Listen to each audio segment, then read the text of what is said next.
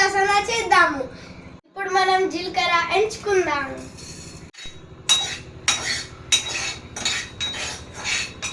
ఇప్పుడు ధనియాలు ఎంచుకుందాం.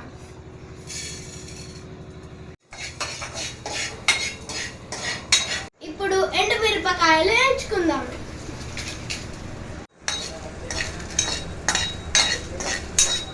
ఇప్పుడు మనము నువ్వులు ఎంచుకుందాము.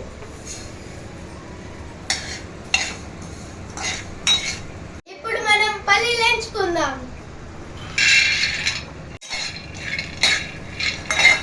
ఎంచుకున్న ఐటమ్స్ రెడీ అయిపోయినాయి. ఇప్పుడు మిక్సీ పట్టడమే.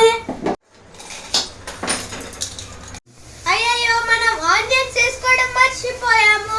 చాప్ చేసుకొని ఫ్రై చేసుకోవడమే. ఇవి బీన్స్ అనుకున్నారా? కావు, ఇవి మిరపకాయ. ఈ ప్లేన్ కడాయి దేనికోసం అనుకున్నారా? బగారా రైస్ కోసం. ఫస్ట్ ఆయిల్ వేయండి. అందులో కొద్దిగా షాజీరా,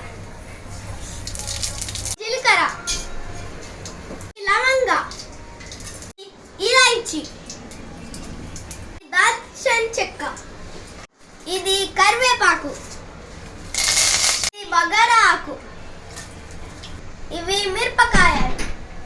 అంతా కలిపేసుకోవాలి.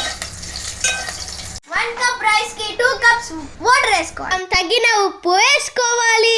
2 స్పూన్స్ ఆయిల్ వేసుకోవాలి. జీలకర్ర వేసుకున్నాం. సేఫ్టీ ఉండండి, ఇట్లా చిట్ చిట్ అంటాయి. మనం పట్టుకున్న మసాలా పేస్ట్.